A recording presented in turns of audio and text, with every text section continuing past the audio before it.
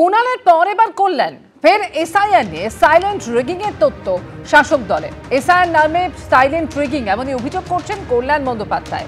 নির্বাচন কমিশনের মাধ্যমে বিজেপির সাইলেন্ট রিগিং 2025-এর ভোটার লিস্ট মেনে বুথ বাড়লে সেই লিস্টকেও মান্যতা দিতে হবে। এসআইআর নিয়ে দ্বিচারিতা চলছে, এভাবেই আক্রমণ তৃণমূল সাংসদ কল্যাণ বন্দ্যোপাধ্যায়।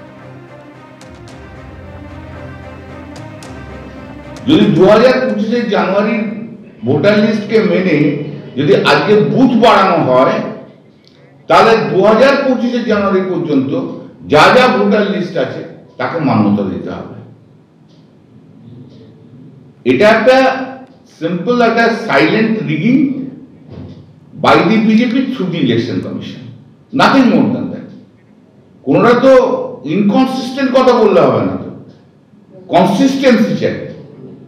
2025-এর ভোটার লিস্ট দেখে কটা বুথ হবে ডিসাইড করছো, আর ভোটার লিস্টের নাম ইনক্লুশন এক্সক্লুশনের ক্ষেত্রে তুমি বলছো 2002 থেকে পর থেকে 2025 জানুয়ারি পর্যন্ত যে ভোটার লিস্ট আছে তাকে মান্যতা দেবো না। তা হয় না, দ্বিচারিতা হয়ে যাচ্ছে, ইনকনসিস্টেন্ট বিটুইন টু। এর আগে কুণাল ঘোষ আর এবার কল্যাণ বন্দ্যোপাধ্যায়। এসআইআর নিয়ে ফের সাইলেন্ট রিগিং এর তত্ত্ব শাসক দলের।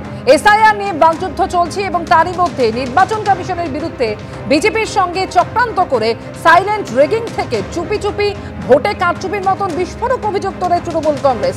ঠিক সেই একই অভিযোগ কল্যাণ বন্দ্যোপাধ্যায় তিনি এবার তুলছেন।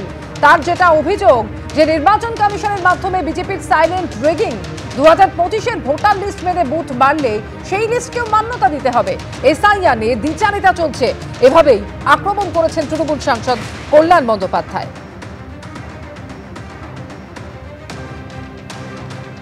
আর এর আগে কুণাল ঘোষ, তৃণমূলের রাজ্য সাধারণ সম্পাদক কুণাল ঘোষ, তিনিও কিন্তু একই রকম অভিযোগ করেছিলেন।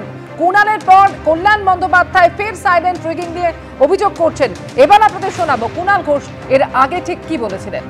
আমরা যেটা সাইলেন্ট ইনভিজিবল রিগিং বলছি, অর্থাৎ চুপি চুপি কারচুপি, সেটা শুরু হয়ে গিয়েছে। কিভাবে শুরু হয়েছে? একাধিক এলাকা থেকে অভিযোগ আসছে 2002-এর ভোটার লিস্টে নাম ছিল, কিন্তু এখন 2002-এর ভোটার লিস্ট বলে যেটা ইলেকশন কমিশন আপলোড করেছে তাতে আচমকা নাম অদৃশ্য হয়ে যাচ্ছে। বাড়ি assembly constituency Cooch Behar, booth number 2-তে দেখা যাচ্ছে 2002-এর যে ভোটার লিস্ট তাতে 717টি নাম ছিল, তার কিন্তু হার্ড কপিতে সেই রেকর্ডটা রয়েছে। কিন্তু এখন যে অনলাইন যেটা আপলোড করা হয়েছে ওই একই বুথে সেখানে দেখা যাচ্ছে 140। তাহলে 717 থেকে 140 হলো কি করে? এসআইআর সংঘাতের মধ্যে এবার এনআরসি নিয়ে ভয় দেখানোর দাওয়াই, বাড়ি বাড়ি গিয়ে ভয় দেখানোর দাওয়াই তৃণমূলের শ্রমিক নেতার। বামনগাছিতে বিস্ফোরক মন্তব্য করেন তৃণমূলের শ্রমিক নেতা তাপস দাশগুপ্ত। তৃণমূলের শ্রমিক নেতার নিশানায় বিএলওরাও ভোটার তালিকা থেকে নাম কাটা গেলে ডিটেনশন ক্যাম্পে পাঠিয়ে দেওয়া হবে। বাড়ি বাড়ি গিয়ে পরিবারের মহিলা সদস্যদের মধ্যে ভয় ঢুকিয়ে দিতে হবে।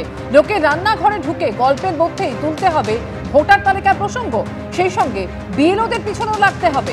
বামনগাছিতে রক্তদান শিবিরে দলের মহিলা সদস্যদের এমনই বার্তা দিলেন আইএনটিটিউসি নেতা তাপস দাশগুপ্ত।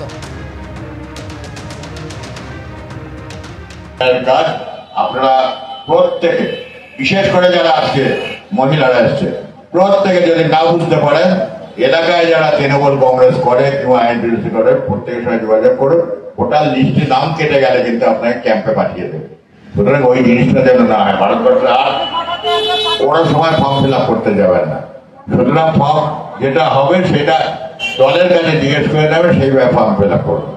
বিজেপির এই দুর্নীতি, বিজেপির এই অসভ্যতা, বিজেপির এই ফাজলামি, এর বিরুদ্ধে তোমরা বলবে। বিজেপি আমাদের ভোটার লিস্টের নাম কেটে আমাদের এনআরসি ক্যাম্পে ঢুকাতে, ডিটেনশন ক্যাম্পে ঢোকাতে চাইছে।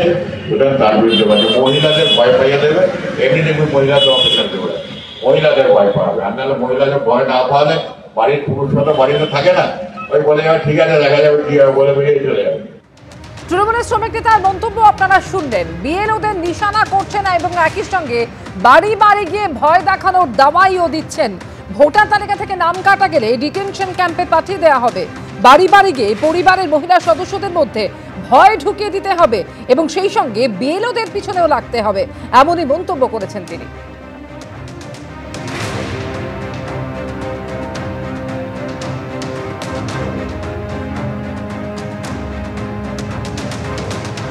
আর তৃণমূলের শ্রমিক নেতার এই মন্তব্য প্রসঙ্গে বিজেপি নেতা সজল ঘোষের কি প্রতিক্রিয়া শোনাবো আপনাদের।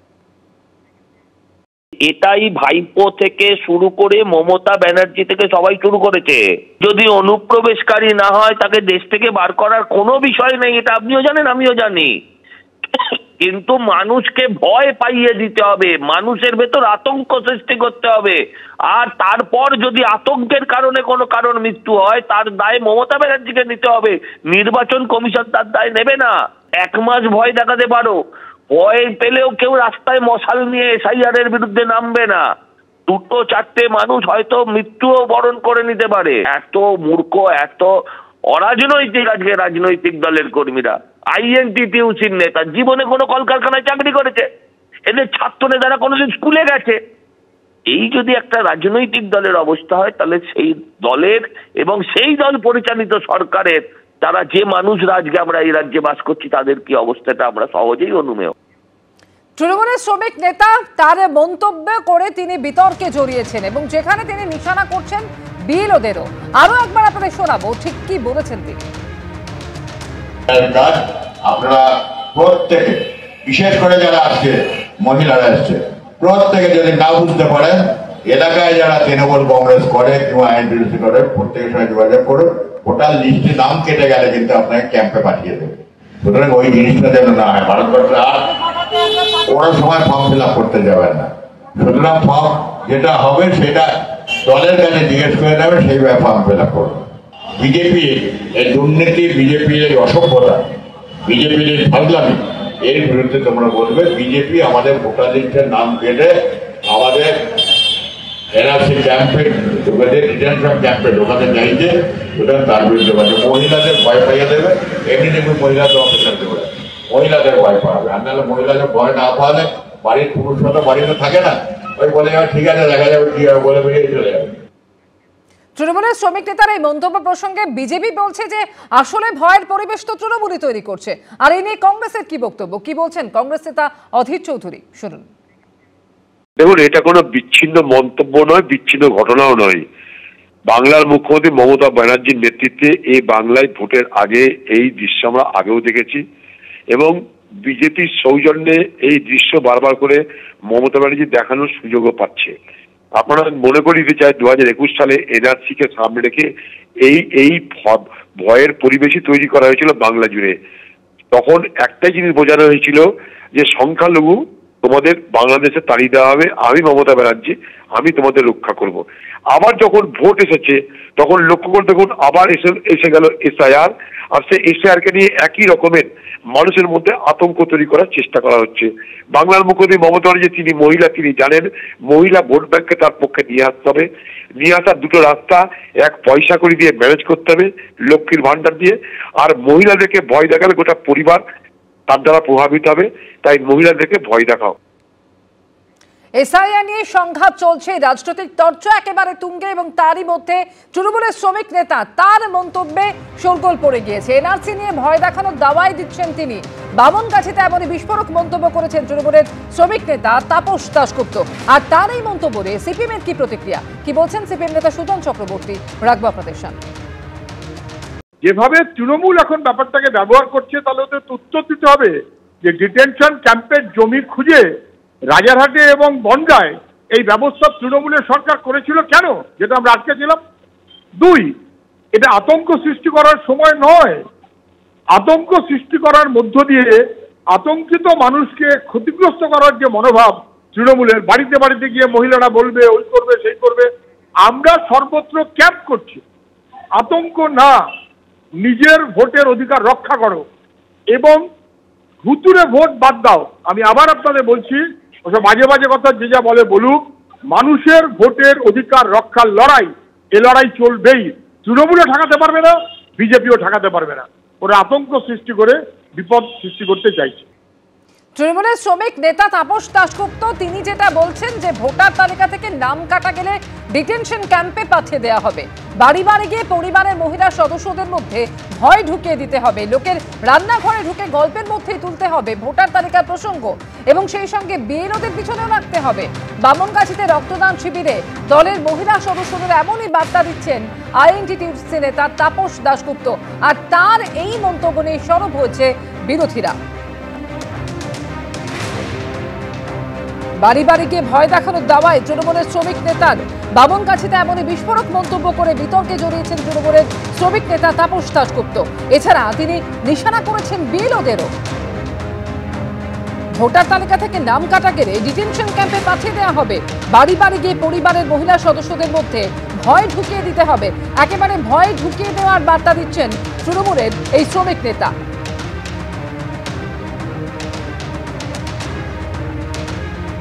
তৃণমূল মুখপাত্র অরূপ চক্রবর্তী এই মুহূর্তে টেলিফোনে রয়েছেন আমাদের সঙ্গে। অরূপদা, একের পর এক যে ঘটনা ঘটেছে এবং তার মধ্যে আইএনটিটিউসি নেতার এই মন্তব্য সামনে এলো এবং এই নিয়ে বিরোধীরা কিন্তু বারবার বলছে যে যতই শাসক দল তারা নির্বাচন কমিশন কিংবা এসআইআর কে দায়ী করুক, আদতে ভয়ের পরিবেশ সেটা তৈরি করে রাখছে তৃণমূল কংগ্রেসই। উনি আইএনটিটিউসির কোন রাজ্যের কমিটির পদে আছে আমার জানা নেই, তো বিজেপির প্রচুর নেতা হরবকত এরকম মন্তব্য করেন, সেটা নিয়ে খুব একটা শোরগোল হয় না। কিন্তু আইএনটিটিউসির কোনো জেলার কোনো ব্লক সংগঠনের শাখা সংগঠনের চুনোপুটি নেতা করলেও সেটা নিয়ে সচরাচর বাজার গরম হয়, কারণ বিজেপি আতঙ্কিত।